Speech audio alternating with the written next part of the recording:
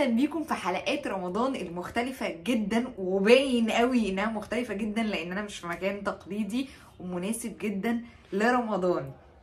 بيقولك بقى لما تقول to butter someone up يعني to be extra nice to someone، يعني تدلعه من الآخر. يعني مثلا we will have to butter May up before telling her the bad news. او لما حد يقولك bread and butter يعني معناه الحاجة الأساسية أو البيسك المين thing. يعني مثلا لما أقولك explain the bread and butter of your report، يعني معناها بقولك قولي كده البيسك أو إيه الحاجة اللي من ورا الريبورت، الحاجة الأساسية، الزتونة من الآخر.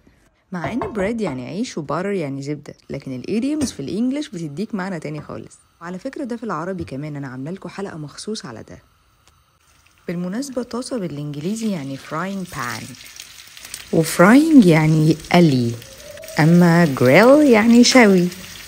طبعا الستيك دلوقتي بياخد الوش اللذيذ هنسيبه، وتعالوا اتكلم معاكم شوية عن يعني ايه يكسر صيامه او يفطر. break your fast معناها انك انت تفطر او زي يكسر صيامه يعني. وطبعا كلمة صيام او يصوم to fast يعني I'm fasting يعني انا صائم. او الله I'm fasting يعني اللهم اني صائم. طبعا عايزه افكركم ان من الادوات اللي احنا بنستخدمها هي التونجز، وانا كنت عملت قبل كده فيديو شرحت فيه او قلت فيه كلمات اللي ليها علاقه بالمطبخ بالادوات وانا ماسكاها في ايدي هنا في نفس هذا المطبخ. عايزه افكركم ان ده اسمه تونجز وده تونجز وهنستخدمه.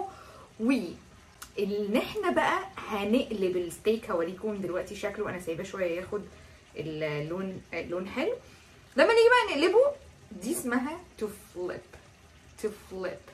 flip. وجت اللحظة اللي احنا هنحط فيها condiments او spices اللي هي التوابل. يلا بينا.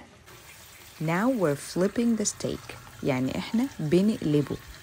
احنا كنا سايبينه لحد ما ياخد لون بني، بنقول عليها we leave it until deeply browned on one side. يعني ياخد لون بني على سايد واحد أو على اتجاه واحد بس. cinnamon يعني قرفة. pepper يعني فلفل. وده 7 spices أو 7 بهارات. ودلوقتي هنغطيها.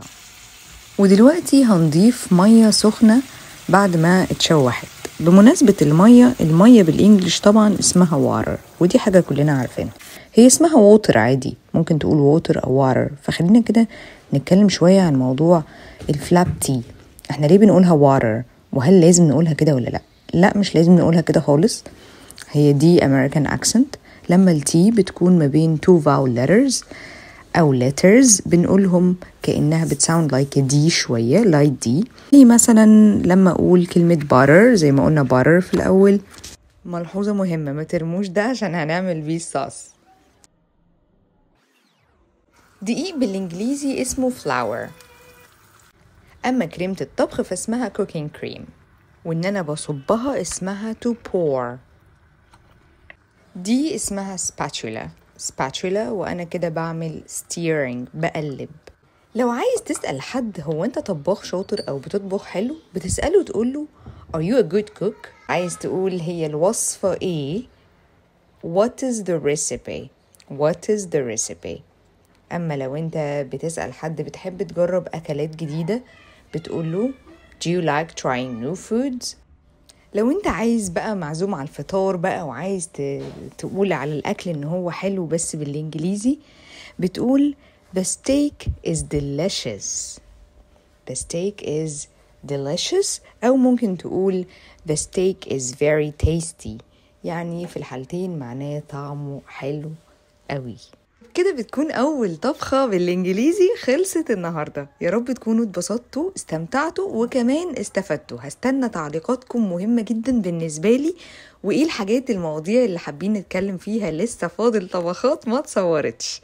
كل سنة وانتم طيبين ورمضان كريم.